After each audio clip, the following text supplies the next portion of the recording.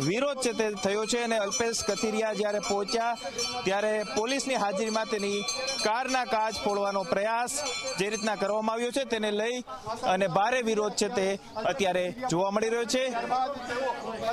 માત્ર ગોંડલ શહેર જ નહીં, રીવડાથી લઈ અને ગોંડલ શહેર સુધી જે અલ્પેશ કથિરિયાનો ભારે વિરોધ છે તે કરવામાં આવી રહ્યો છે ને અલ્પેશ કથિરિયાએ સ્પષ્ટ શબ્દમાં પોતાના નિવેદનમાં કહ્યું છે કે ગોંડલ કોઈના બાપની જાગીર નથી, પરંતુ જે રીતના અત્યારની જે પરિસ્થિતિ છે ત્યારે ગોંડલ મિર્જાપુર બન્યું છે તે આ દ્રશ્યો પરથી સાબિત થઈ રહ્યું છે તેવું અલ્પેશ કથિરિયા સ્પષ્ટ શબ્દમાં કહેતા જોવા મળી રહ્યા છે અને અત્યારે તેઓ આશાપુરા મંદિર ખાતે દર્શન કરવા માટે પહોંચ્યા છે। કેમેરા પર્સન ઉદય પવાર સાથે ગૌરવ દવે, ઝી મીડિયા, રાજકોટ।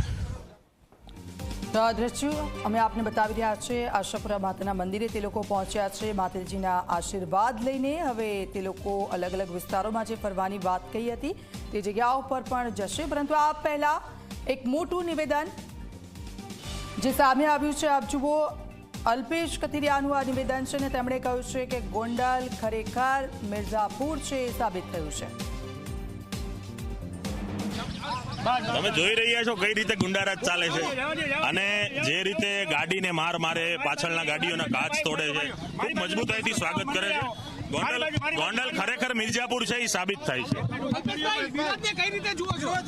નહીં, વિરોધ જબરજસ્ત હજી થયો છે। હું તેમ કહું છું મારો રૂટમાં ગોંડલની જે કોઈ પણ નામચીન આપણા વડીલો છે, ઐતિહાસિક ભૂમિના જે નરબંકા છે, એમને ફૂલહાર કરીશું, એમનું સ્વાગત કરીશું, એમના આશીર્વાદ લેશું અને અમારી જે અહીંની ટીમ છે એ લોકોને મળી અને આગળનો કાર્યક્રમ આજ સાંજ સુધી અમે જ્યાં સુધી દરેક લોકોને મળી ન શકાય, દરેક પ્રતિમાઓ જઈ ન શકાય, જે નામચીન ગોંડલના ચોકો છે એ ચોકોની પણ અમે મુલાકાત। સમર્થકો કહી રહ્યા છે કે સુરતમાં રાજકારણ ન ચાલ્યું એટલે ગોંડલ આવી રહ્યા છે।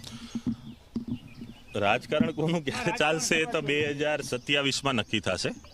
અત્યારે કોઈ રાજકારણનો સમય પણ નથી, પણ એની જે બોકલાહટ છે, જે ભયનો માહોલ જે લઈને પબ્લિક બેઠી છે ને આજે એના અંદર ભયનો માહોલ જોઈ અને અમને ખૂબ ખુશી થઈ।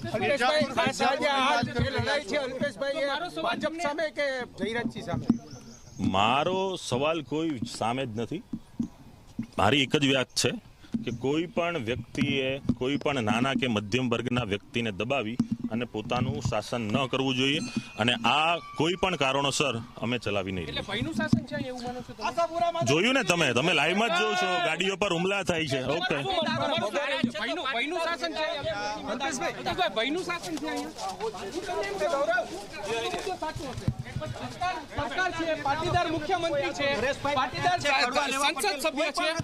આવશે આવનારા દિવસોમાં આવશે। તમે કોઈને રજૂઆત કરી? તમે મુખ્યમંત્રીને મળ્યા, કેન્દ્રીય મંત્રી? નહીં, મળશું। આજની મુલાકાત લઈને બધાને મળશું। પાટીદારો ભયમાં છે એવું તમારું કહેવું છે? અલ્પેશ કથિરિયા છે તેઓ કહી રહ્યા છે કે ગુંડાગીરીનું શાસન છે અને લોકો ભયમાં છે। જો આ દ્રશ્યોમાં આપને બતાવી રહ્યા છે ને એ સીધા ગોંડલ ખાતેના આ દ્રશ્યો છે અને ભયનો માહોલ જે રીતે મળી રહ્યો છે। અલ્પેશ કથિરિયાનું નિવેદન સામે આવ્યું છે। મારી એક જ વાત છે, કોઈને દબાવી પોતાનું શાસન ન કરવું જોઈએ, આ તેમનું કહેવું છે। અમારી ટીમ લોકોને મળીને આગળનો કાર્યક્રમ નક્કી કરીશું। જે જગ્યાઓ પર છે અમારે જવાનું છે તે જગ્યાઓ પર અમે જઈશું, અમે ડરીશું નહીં અને અમારી ટીમ એ જગ્યા ઉપર જઈશું અને ત્યાં જઈને ત્યાંના સ્થાનિક લોકો સાથે અમે વાતચીત કરીશું, આવું તેમનું કહેવું છે।